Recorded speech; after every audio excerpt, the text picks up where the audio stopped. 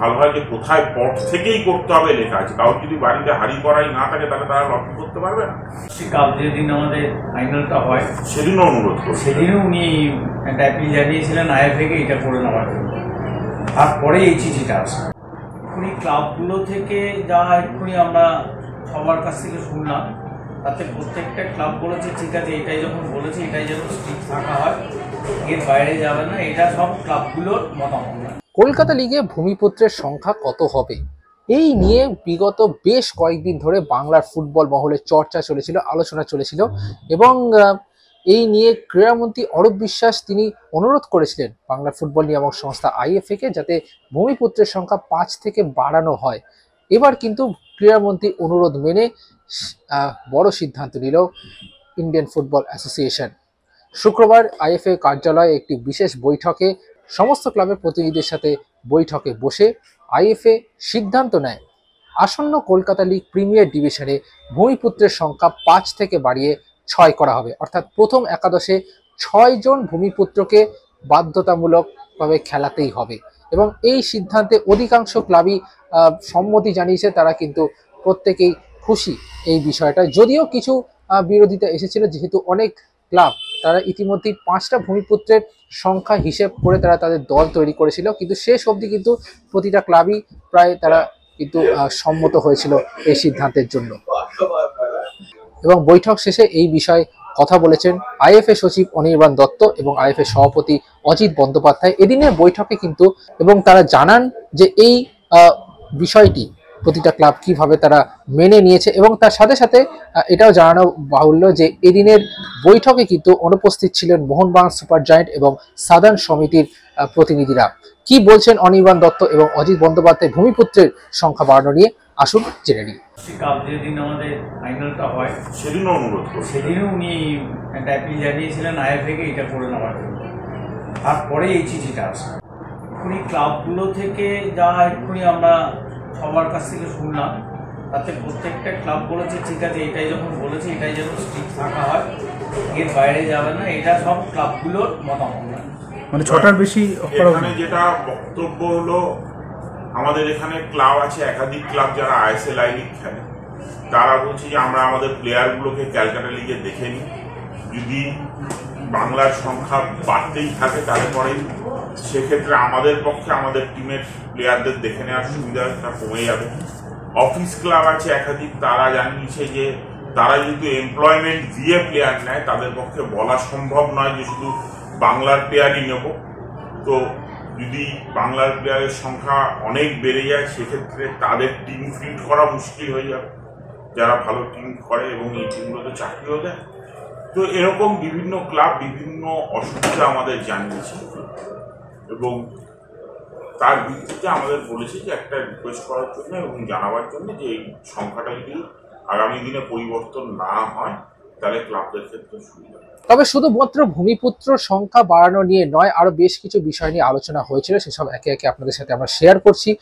সম্প্রতি Kolkata league premier ডিভিশনের জন্য যে ড্র করা হয়েছিল, যে লটারি করা হয়েছিল কলকাতার বিলাসবহুল ক্লাবে, সেটা নিয়ে প্রতিবাদপত্র পাঠিয়েছিল সাদার্ন সমিতি এবং সেটা জানানো হয়েছিল যে পট থেকে যে লটারি করা হয়েছে সেটা কিন্তু বিধিসম্মতভাবে হয়নি। যদিও আইএফএ সচিব অনির্বাণ দত্ত এবং আইএফএ সভাপতি অজিত বন্দ্যোপাধ্যায় তারা আজকে জানান অধিকাংশ ক্লাব কিন্তু এই লটারি যেটা যেভাবে হয়েছে, যেভাবে অর্গানাইজ করা হয়েছে সেটা নিয়ে তারা বেশ সন্তুষ্ট এবং তারা চাইছেন আগামী দিনেও যাতে এইভাবেই লটারি আয়োজন করা হোক। এবং আগে লটারি নিয়েও আলোচনা হয়েছে, ক্লাবরা আমাদের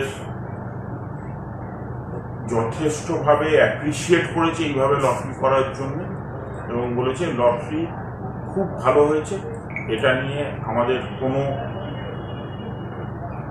কমপ্লেন্টস নেই, প্রতিবার যেন এরকমভাবেই লটারি হয়।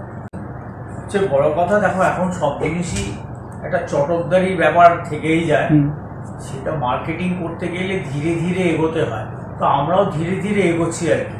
সেই জন্যই ধরো আজকে যে লটারিটা করেছি একটা নতুন মোড়কে লটারিটা করা হয়। অভিযোগ যেটা যে কোনো ডিফাইন্ড রুল নেই যে একটা ভাবেই করতে হবে, আমরা সব কার্ড শাফেল করে টেবিলের উপর রেখে দিয়েছিলাম, শুধু 4টে টিমের কার্ড আলাদা রাখা ছিল, টপ 2 টিমস আর বাকি দুটো সাপোর্টার বেস ক্লাব। প্রথমে টপ 2 টিমস কার্ড গিয়েছিল, সেখান থেকে প্লেয়াররা বেছে নিয়েছিল যে গ্রুপ এ থেকে যাবে, গ্রুপ বি থেকে যাবে।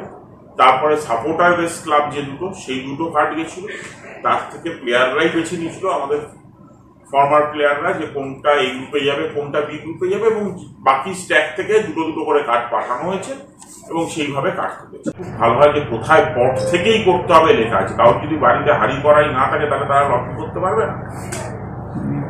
সমস্ত বড় সব সেলিব্রিটি প্লেয়াররা ছিল, তারা সবাই অ্যাপ্রিসিয়েট করেছে এবং সব থেকে বড় কথা হলো প্রোগ্রামটা লাইভ হয়েছে, এত মানুষ দেখেছে। এদিকে আইএফএ কে কিন্তু একটি চিঠি দিয়েছিল ইস্টার্ন রেল, যেখানে তারা জানিয়েছিল যে যেহেতু এখন অব্দি চ্যাম্পিয়ন ঘোষিত হয়নি, অর্থাৎ ইস্ট বেঙ্গল না বা ডায়মন্ড হারবার কে চ্যাম্পিয়ন হয়েছে সেটা নিয়ে এখন অব্দি সিদ্ধান্ত আসেনি, সেক্ষেত্রে কলকাতা লিগ এখনো শেষ হয়নি। এবং ইস্টার্ন রেল যেহেতু এবার প্রিমিয়ার ডিভিশন থেকে অবনমিত হয়েছে, সেই কারণে তারা কিন্তু চিঠি দিয়ে জানিয়েছিল যাতে এই বিষয়ে আইএফএ তার দ্রুত সিদ্ধান্ত নেয়। কিন্তু আইএফএ তরফ থেকে এদিন বৈঠকে স্পষ্ট জানানো হয়েছে ইস্টার্ন রেলের কর্তৃপক্ষদের যে আদালতের নিয়ম অনুযায়ী এখন ইস্ট বেঙ্গলকে যাতে চ্যাম্পিয়ন ঘোষণা না করা হয় সেই নির্দেশটাই দেওয়া হয়েছে। সেক্ষেত্রে কিন্তু তাদের পুরো লিগটাই কমপ্লিট এবং ইস্টার্ন রেল যে দাবিটা করছে সেটা অন্যায্য। কি বলছেন তারা, আসুন জেনে নিই। আমাদের উত্তর দিয়ে দিয়েছি, ওনারা যে ক্লেমটা করছেন যে পেন্ডিং আছে, লিগ কমপ্লিট, এবং কোর্টের ইনজাংশনটা স্পেসিফিক যে ইস্ট বেঙ্গলকে চ্যাম্পিয়ন ডিক্লেয়ার করবেন না, যতক্ষণ না এটা হচ্ছে। আমরা সেটার এগেনস্টে কোর্টে গেছি, কোর্ট যা জানাবে তার উপরে আমরা কোর্টে ম্যাটারটা মিটলে তখন বলতে পারবো। আর বাকি লিগের প্রত্যেকটা round complete, relegation round complete, championship round complete, যা যা ম্যাচ হওয়ার সব ম্যাচ হয়ে গেছে। লিগটা কোনোভাবেই ইনকমপ্লিট লিগ নয়, তো সেই ক্ষেত্রে এটা কোনো চ্যালেঞ্জ নেই। সব শেষে আইএফএ কাছে আরও একটি চিঠি এসেছিল, সেটা এবার ইউনাইটেড কলকাতা স্পোর্টস ক্লাবের তরফ থেকে, যেখানে তারা দাবি তুলেছিলেন যে তারা অ্যাফিলিয়েশন করেছিলেন, সেই অ্যাফিলিয়েশনে কোনো মেল তাদের কাছে আসেনি। কিন্তু আইএফএ তরফ থেকে স্পষ্ট করে আজকে জানানো হয়েছে যে সেই দাবিটা সম্পূর্ণ ভুল এবং তাদের আইএফএ তরফ থেকে ইতিমধ্যেই অ্যাফিলিয়েশনের সমস্ত মেল তাদের কাছে গিয়েছে এবং সেটা কিন্তু গ্রাহ্যও করেছে ইউনাইটেড কলকাতা স্পোর্টস ক্লাব। ভুল চিঠি, তার উত্তরও চলে গেছে। ওরা বলেছে আমরা ওদের অ্যাফিলিয়েশন সম্বন্ধে কিছু জানাইনি, আর আমরা তথ্য প্রমাণ দিয়ে পাঠিয়ে দিয়েছি যে আমাদের তরফ থেকে জানানো হয়েছে এবং ওরা সেটা ইমেলে স্বীকারও করেছে, ধন্যবাদও জানিয়েছে সেটার জন্য।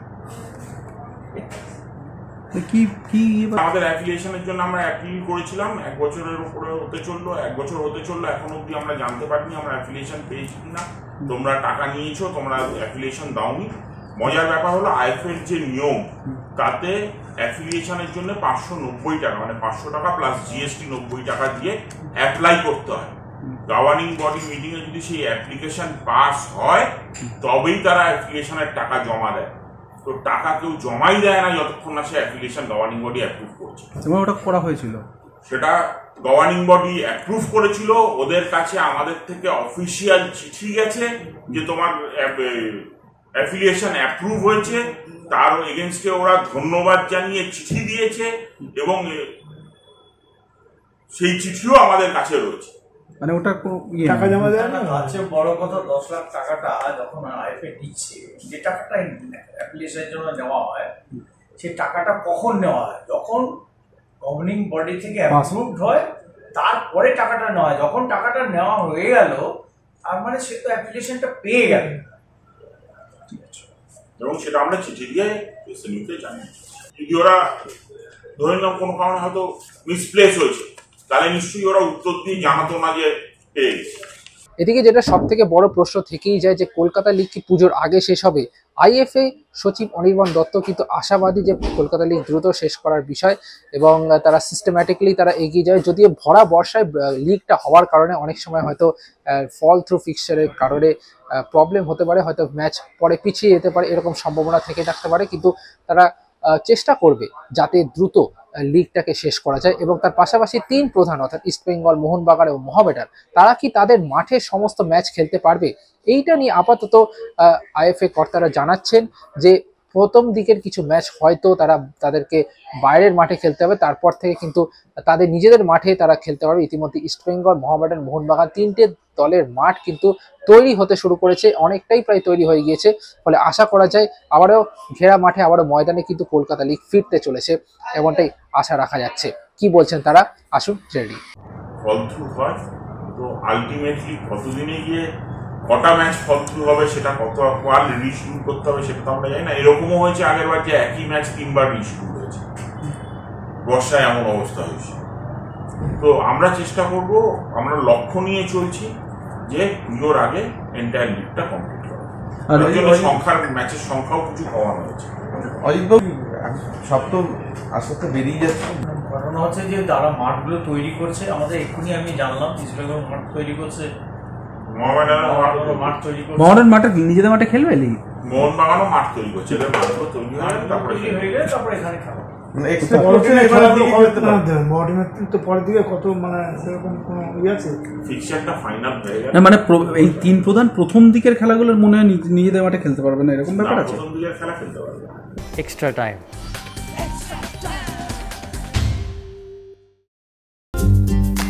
লেটেস্ট নিউজ আর এক্সক্লুসিভ ভিডিওর সঙ্গে আপডেট থাকতে এখনই সাবস্ক্রাইব করুন আমাদের ইউটিউব চ্যানেল। বেল আইকনে ক্লিক করতে ভুলবেন না যেন।